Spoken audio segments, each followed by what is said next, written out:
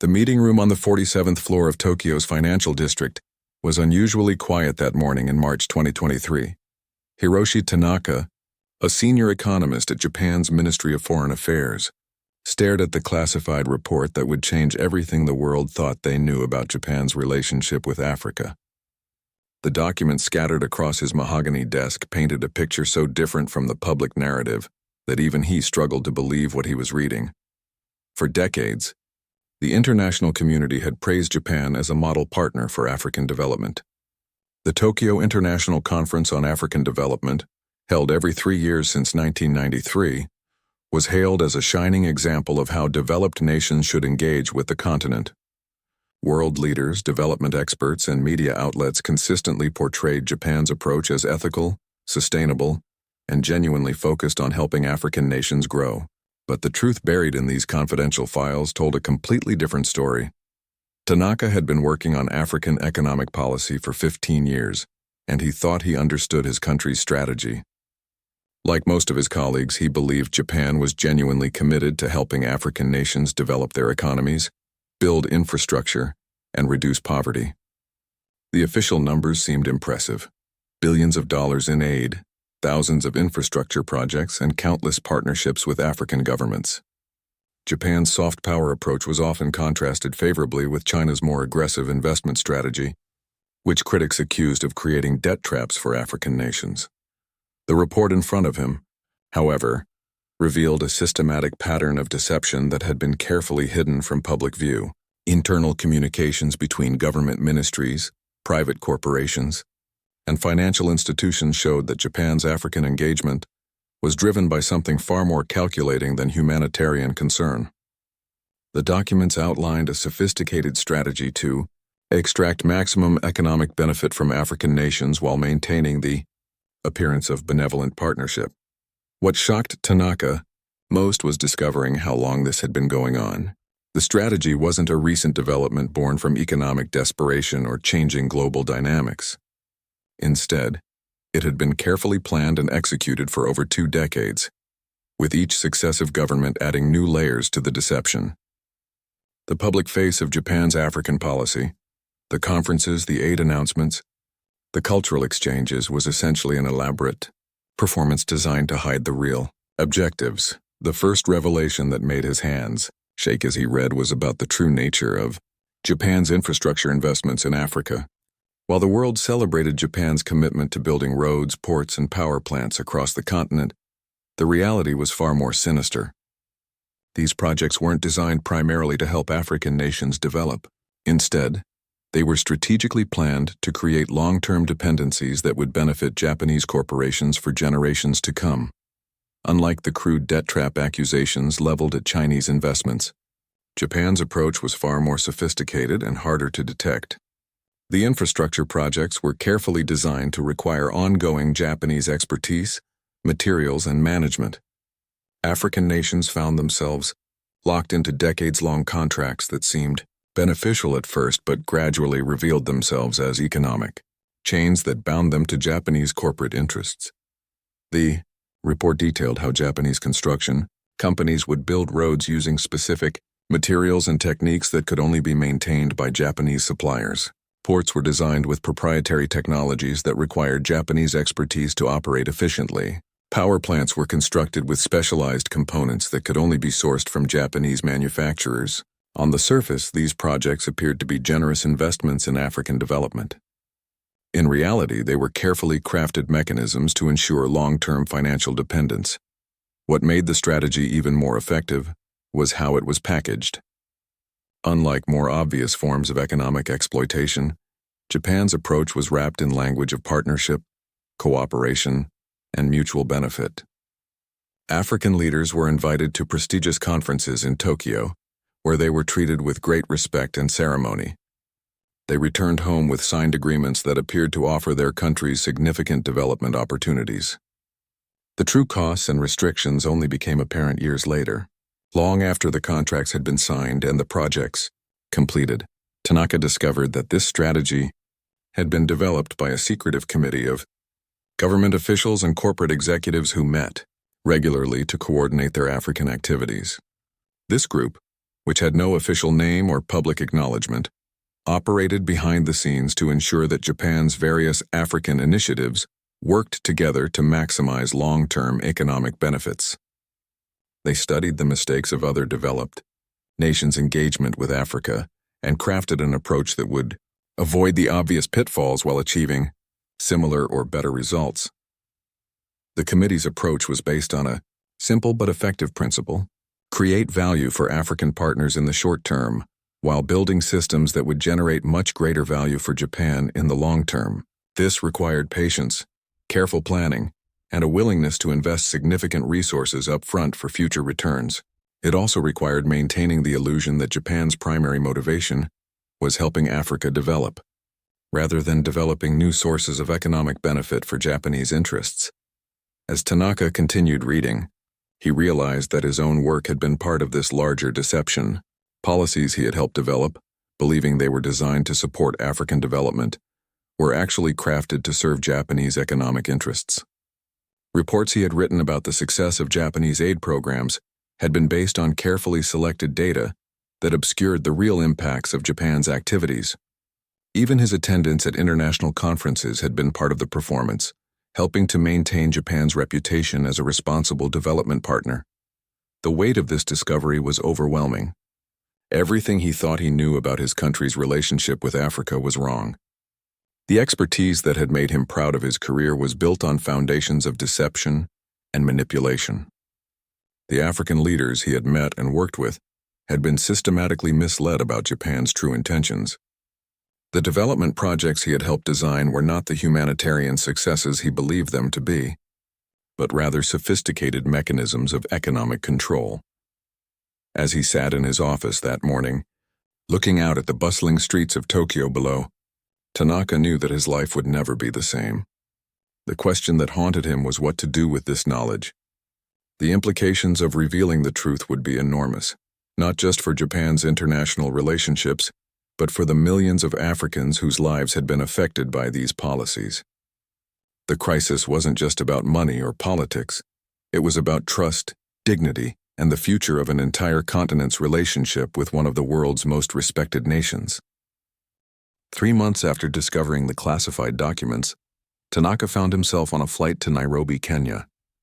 His mission was officially described as a routine assessment of Japanese development projects, but he knew the real purpose was far more complex.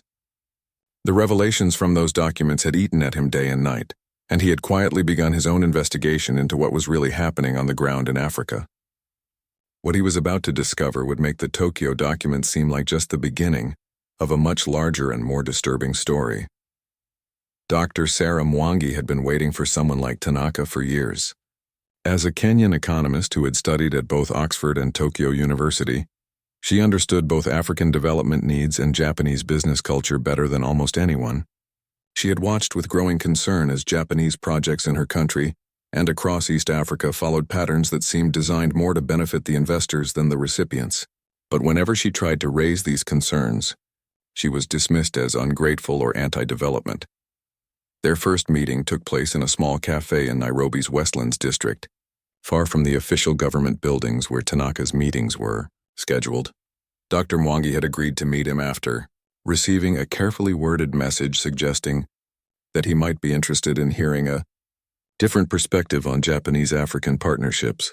She had no idea that he was carrying information that would validate her worst suspicions about these relationships. As Tanaka quietly shared what he had learned from the classified documents, Dr. Mwangi's expression moved from skepticism to anger to determination. Everything she had suspected was true, but the scope and systematic nature of the deception was even worse than she had imagined. The Japanese strategy wasn't just opportunistic. It was a carefully orchestrated campaign to create a new form of economic colonialism disguised as development assistance. Dr. Mwangi began sharing her own research, which she had been conducting quietly for the past 5 years. She had documented case after case of Japanese projects that promised transformation but delivered dependence. In Tanzania, a Japanese-built port required specialized equipment that could only be purchased from Japanese suppliers at prices significantly higher than international standards. In Ethiopia, A power plant project had locked the country into a 20-year contract for maintenance services that cost more annually than the original construction. The pattern was consistent across the continent. Japanese companies would win contracts for major infrastructure projects by offering attractive initial terms and emphasizing their superior technology and reliability. African governments, eager for development and impressed by Japan's reputation, would sign agreements that seemed favorable. Only after construction was complete would the true costs become apparent. What made the situation particularly insidious was how the dependency was built into the technical specifications of the projects themselves. Unlike simple financial arrangements that could be renegotiated or paid off early, these projects created technical dependencies that were almost impossible to escape. African nations found themselves trapped not by debt, but by their reliance on Japanese expertise, spare parts, and ongoing services. Dr. Mwangi showed Tanaka a detailed analysis she had conducted of a major railway project in her own country. The Japanese consortium had built an impressive modern railway system that connected Nairobi to the port city of Mombasa. The project was widely celebrated as a symbol of Kenya's modernization and Japan's commitment to African development. However, her research revealed that the true cost of the project extended far beyond the initial construction price.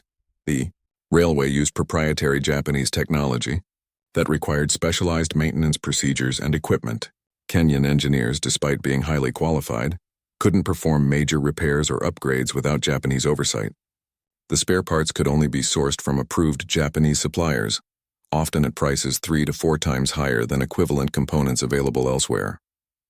Even the software systems that controlled the trains were licensed from Japanese companies with restrictions that prevented local modifications or improvements. The result was that Kenya had gained a modern railway system, but at the cost of becoming permanently dependent on Japanese corporations for its operation. The annual costs for maintenance, parts, and technical support were draining resources that could have been used for other development priorities. When Kenyan officials tried to negotiate better terms or find alternative suppliers, they were told that any modifications would void the warranty and potentially create safety issues. This pattern was repeated across dozens of projects throughout Africa. Dr. Mwangi had documented similar arrangements in telecommunications networks, water treatment plants, and even agricultural processing facilities. In each case, the initial investment was presented as a generous partnership, but the long-term arrangements created permanent streams of revenue for Japanese corporations while limiting African nations' ability to develop their own technical capabilities. The human cost of these arrangements was becoming increasingly clear. African engineers and technicians were systematically excluded from advanced training and decision-making roles in Japanese-funded projects. Instead of building local capacity, as the projects claimed to do, they were actually undermining it by creating systems that required external expertise to operate. Young African professionals found themselves relegated to junior positions in projects in their own countries, while senior roles were reserved for Japanese expatriates. Dr. Mwangi introduced Tanaka to several African professionals who had worked on Japanese projects and were willing to share their experiences confidentially. Their stories painted a picture of systematic exclusion and condescension that contradicted the official narrative of partnership and capacity building. African engineers reported being given only basic training on Japanese systems, just enough to perform routine maintenance but not enough to understand or modify the underlying technology. One Ghanaian engineer described working on a water treatment plant funded by Japanese aid. Despite having a master's degree in environmental engineering and 15 years of experience, he was not allowed to access the control software or make any adjustments to the system parameters. When problems arose, Japanese technicians had to be flown in at enormous expense to make changes that he could have handled himself if given proper access and training. The psychological impact of these arrangements was, perhaps, even more damaging than the economic costs. African professionals reported feeling humiliated and frustrated by their treatment on Japanese projects. They saw their own expertise dismissed, and their capacity to learn and grow actively limited by the very projects that were supposed to be helping their countries develop. As Tanaka spent more time in Kenya and spoke with more people affected by Japanese projects, He began to understand that the crisis extended far beyond economics or politics. It was fundamentally about respect, dignity, and the right of African nations to control their own development paths. The Japanese approach, for all its apparent sophistication and cultural sensitivity, was perpetuating the same patterns of dependency and exclusion that had characterized colonial relationships. The most disturbing aspect of what he was learning was how effectively the true nature of these relationships had been hidden from everyone involved, including many of the Japanese officials and business people who were implementing them. The system was so carefully designed that even well-intentioned individuals could participate in it without fully understanding its implications. The result was that both African partners and Japanese stakeholders were often unaware of how the arrangements they had entered into would play out over time. By the end of his 2-week stay in Kenya, Tanaka knew that he was witnessing something that would reshape his understanding of international development and his own country's role in the world. The evidence was overwhelming, but so was the challenge of deciding what to do with it. The implications of exposing these arrangements would extend far beyond Japan and Africa to the entire system of international development assistance. Back in Tokyo, Tanaka's behavior had not gone unnoticed. His colleagues at the Ministry of Foreign Affairs observed that he had become quieter during meetings and seemed distracted when discussing African policy matters. His supervisor, Deputy Director Yamamoto, had received subtle inquiries from several government departments about Tanaka's recent activities and his extended stay in Kenya. The invisible network that managed Japan's true African strategy was beginning to take notice of someone who might pose a threat to their carefully maintained secrets. The phone call came on a rainy Thursday evening in June. Tanaka was working late in his office, reviewing reports from various African countries and trying to piece together the full scope of what he had discovered. The voice on the other end was polite but firm, identifying himself as Mr. Sato from the Cabinet Intelligence and Research Office. He suggested that Tanaka might benefit from a private conversation about his recent work on African development projects. The meeting took place the next morning in a nondescript office building in central Tokyo. Mr. Sato was a thin man in his 50s with the careful mannerisms of someone accustomed to handling sensitive information. He began the conversation by praising Tanaka's dedication and expertise, noting that his work had been highly regarded by senior officials. However, he expressed concern that Tanaka might be developing misconceptions about Japan's African policies based on incomplete information. Sato explained that Japan's engagement with Africa was far more complex than it might appear to someone focused on a single aspect of the relationship. He acknowledged that some arrangements might seem unusual when viewed in isolation, but insisted that they were part of a larger strategy designed to benefit both Japan and its African partners.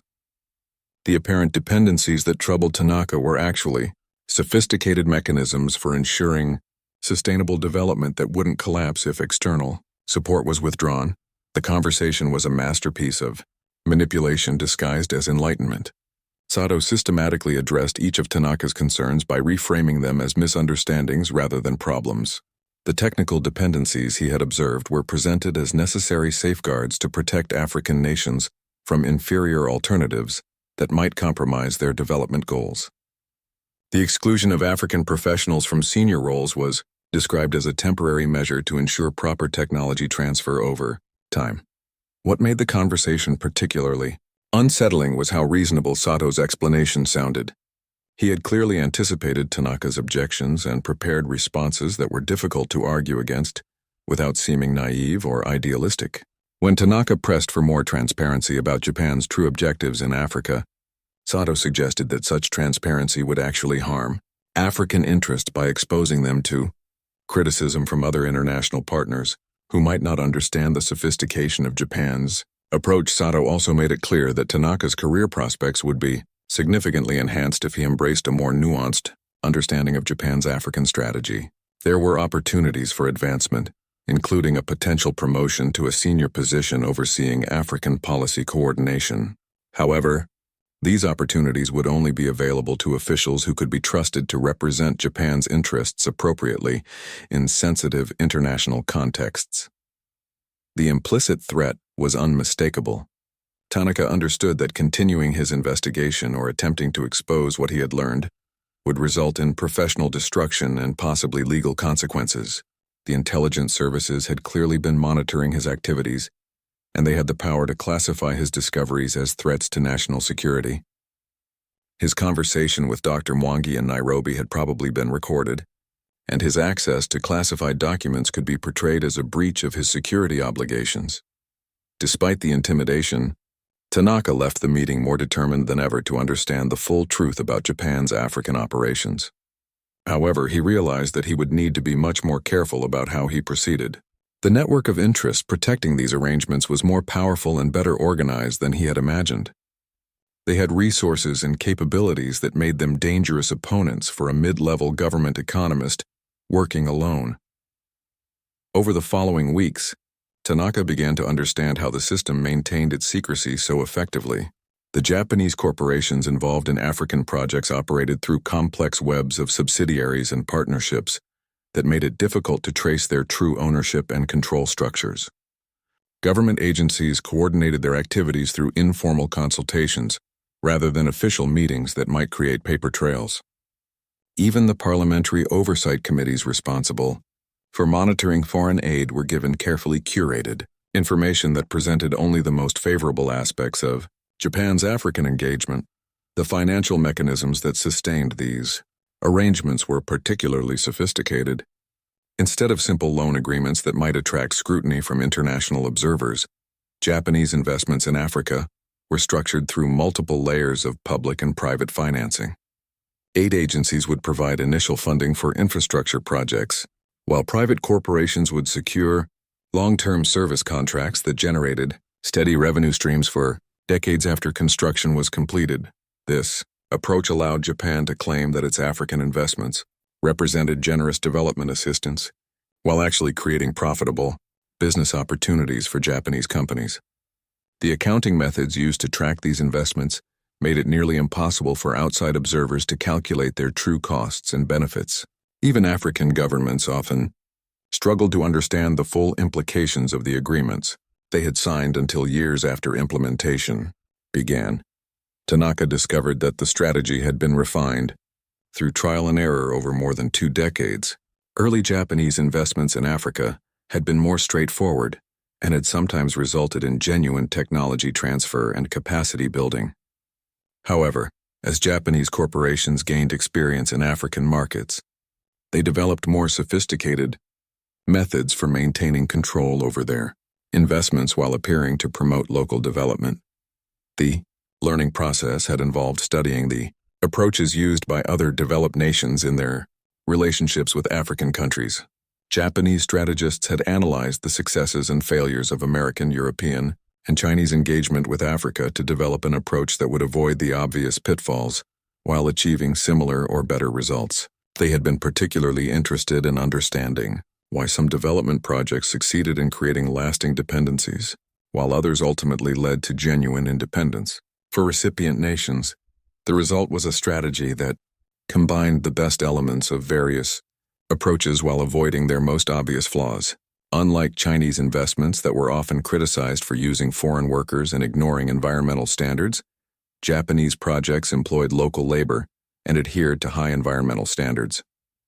Unlike American aid programs that were often tied to specific political conditions, Japanese assistance appeared to respect African sovereignty and self-determination. Unlike European investments that were often accused of extracting resources without providing lasting benefits, Japanese projects created visible infrastructure improvements that generated popular support. However, beneath these surface differences, the Japanese approach was designed to achieve the same fundamental objective that had driven all forms of external engagement with Africa: the creation of lasting economic advantages for the investing nation.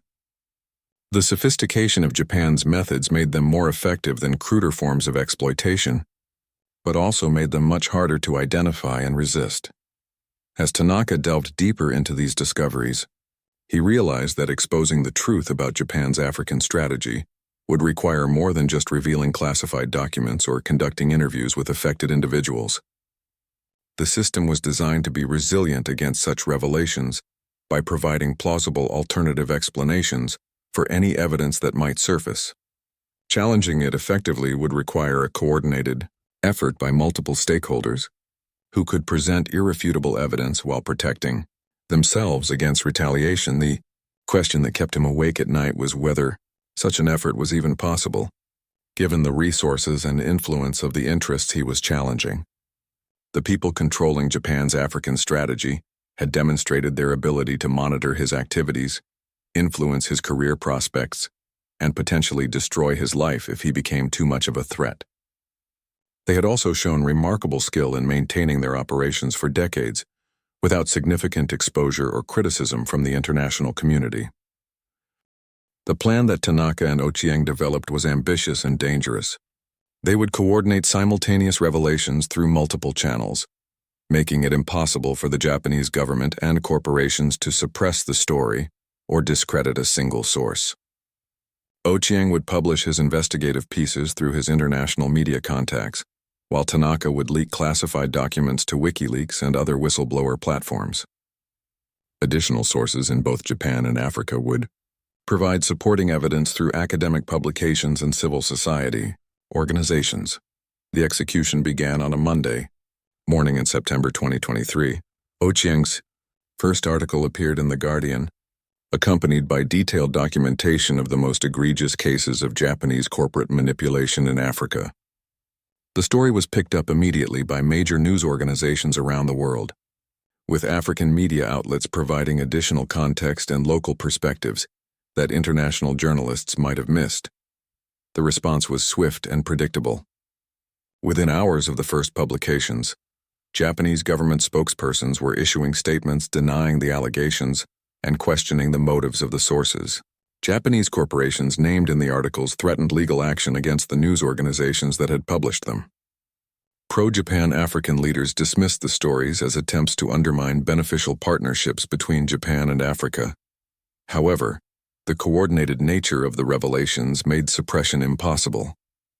As soon as one source was challenged or threatened, others would emerge with additional evidence that corroborated the original claims. The classified documents that Tanaka had provided offered irrefutable proof of the systematic nature of the deception, while testimonies from dozens of African professionals provided human faces for the abstract policy descriptions. The international development community's response was particularly significant. Organizations that had previously praised Japan's approach to African engagement found themselves forced to reconsider their assessments. The World Bank and International Monetary Fund began reviewing their partnerships with Japanese development agencies to ensure that they weren't inadvertently supporting the problematic practices that had been exposed. More importantly, African governments began demanding renegotiation of existing agreements and greater transparency in future deals. The revelations had provided them with leverage they had previously lacked, since they could now point to documented evidence of deception in arguing for better terms. Several countries announced that they would no longer sign agreements with Japanese corporations that included proprietary technology requirements or exclusive service arrangements.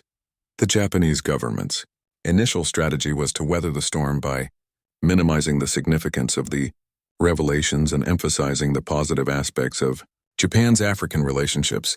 Prime Minister Kishida gave a carefully worded speech, acknowledging that some business practices might have fallen short of ideal standards while insisting that Japan remained committed to genuine partnership with African nations. However, this approach became untenable as more evidence emerged and the scope of the deception became clear. Internal government documents leaked by Tanaka and other sources showed that the problematic practices weren't isolated incidents or the unauthorized actions of individual companies, but rather the result of coordinated government policy developed over decades. The sophisticated nature of the strategy made it impossible to dismiss as accidental or unintentional. The breaking point came when Dr. Mwangi and several other African economists published a comprehensive analysis of Japanese investment patterns that used publicly available data to demonstrate the systematic nature of the dependency-creating arrangements. Their research showed that Japanese projects consistently resulted in higher long-term costs and greater technical dependencies than comparable projects funded by other international partners. Even after accounting for differences in initial Quality and specifications. This analysis was particularly damaging because it didn't rely on leaked documents or anonymous sources that could be challenged by Japanese officials. Instead, it used official data provided by Japanese development agencies and African governments to demonstrate patterns that were consistent with the more explosive revelations in the media. The academic credibility of the researchers involved made it difficult for critics to dismiss their findings as politically motivated or inaccurate. Faced with mounting evidence and international pressure, the Japanese government was forced to acknowledge that significant reforms were needed in its approach to African development cooperation. Deputy Prime Minister Aso announced the creation of a special commission to review existing agreements and develop new guidelines for future investments that would ensure genuine partnership and capacity building. However, the announcement of reforms did not satisfy critics who argued that the systematic nature of the problems required more fundamental changes in Japan's approach to international development. Several prominent African leaders called for the complete renegotiation of major infrastructure projects, arguing that agreements signed under false premises could not be considered valid. The corporate response was more varied. Some Japanese companies moved quickly to renegotiate their African contracts and eliminate the most problematic dependency-creating provisions. These companies recognized that maintaining exploitative arrangements would damage their long-term business prospects. As African nations became more sophisticated in their negotiations and more skeptical of Japanese motives, other companies took a more defensive approach, arguing that their technical requirements were genuinely necessary for safety and quality reasons. These companies found themselves facing boycotts, legal challenges, and increasing difficulty in securing new contracts as African governments became more cautious about entering into agreements with Japanese corporations. The revelations also had significant impacts within Japan itself. Opposition political parties used the scandal to criticize the ruling party's handling of foreign policy and development assistance. Public opinion polls showed that most Japanese citizens were shocked to learn about the deceptive practices that had been carried out in their name, and many expressed support for more ethical approaches to international engagement. Tanaka found himself in an increasingly precarious position as his role in the revelations became known to his government colleagues. While he had taken precautions to protect his identity, the intelligence service's investigation eventually identified him as a key source for the leaked documents. He was suspended from his position pending a security investigation and faced potential criminal charges for violating his oath of secrecy.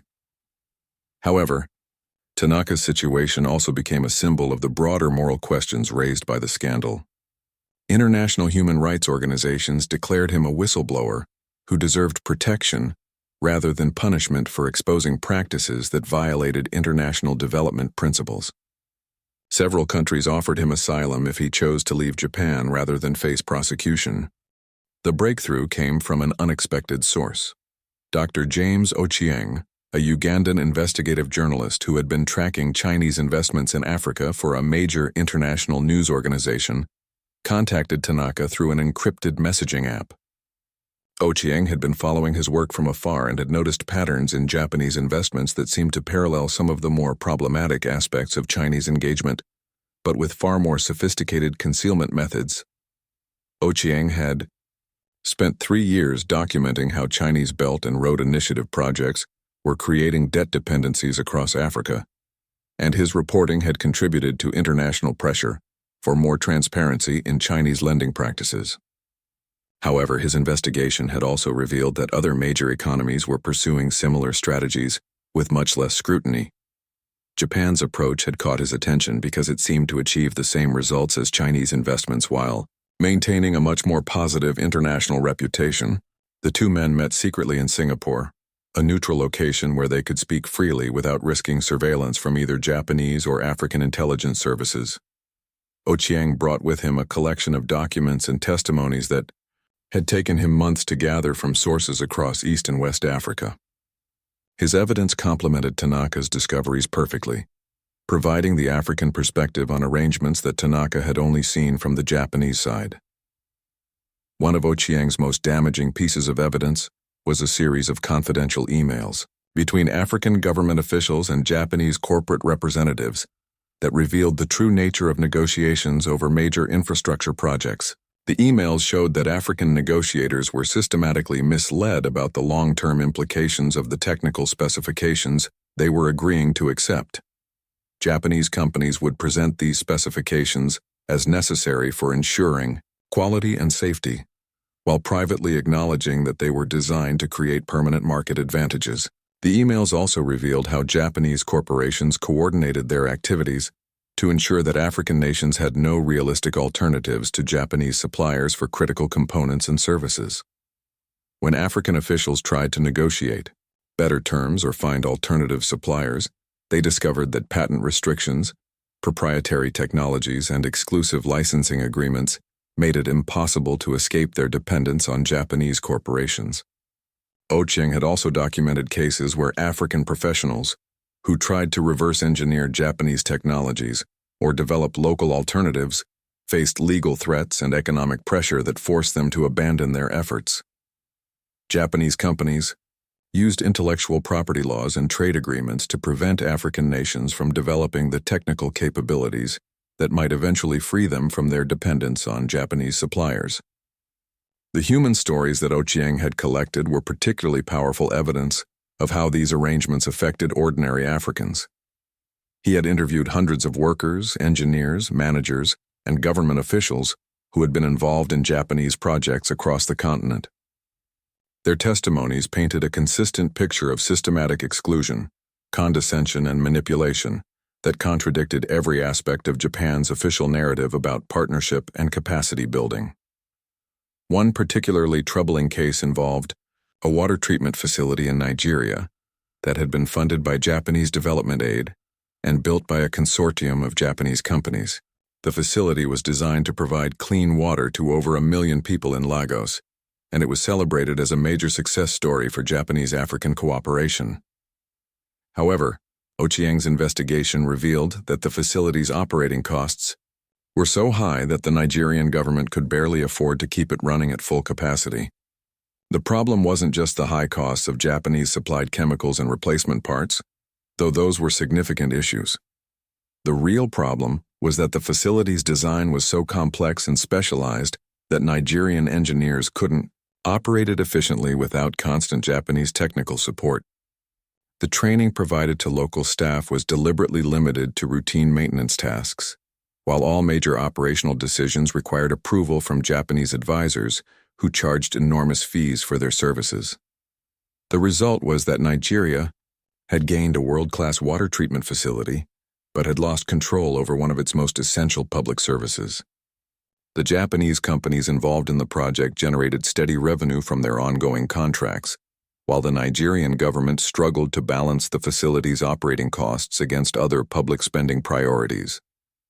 When water shortages occurred due to maintenance problems or supply chain disruptions, Nigerian officials had to wait for Japanese technicians to arrive before major repairs could be undertaken.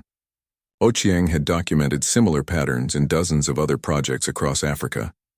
In each case, the initial investment was presented as generous development assistance, but the long-term arrangements created permanent revenue streams for Japanese corporations while limiting African nations' control over their own infrastructure. The technical dependencies were so comprehensive that escape would require abandoning the investments entirely and starting over with alternative technologies. What made these arrangements particularly insidious was how they were justified as necessary for maintaining quality and safety standards.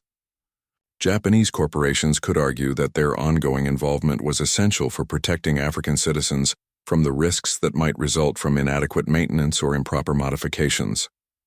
Any attempt by African governments to reduce their dependence on Japanese suppliers could be portrayed as irresponsible endangerment of public welfare.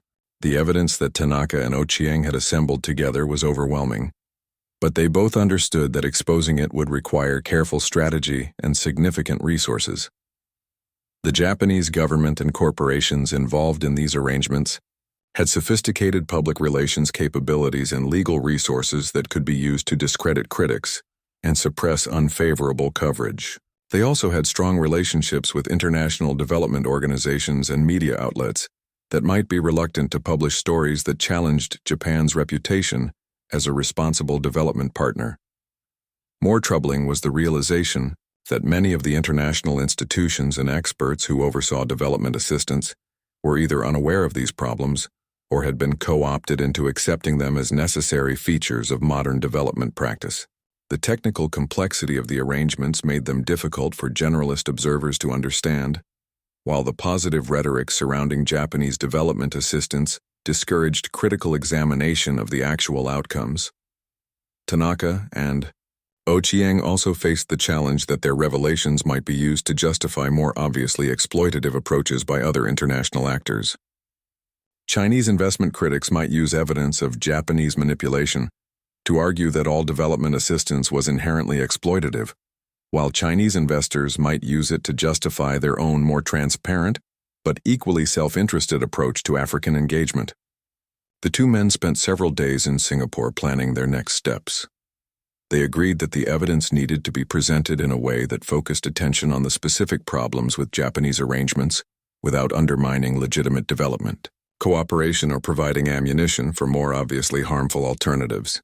They also agreed that the story needed to be told simultaneously from multiple perspectives to prevent any single source from being discredited or silenced. Ochieng had contacts at several major international news organizations who might be interested in the story, but he warned that getting editors to approve investigative pieces that challenged Japan's international reputation would be difficult.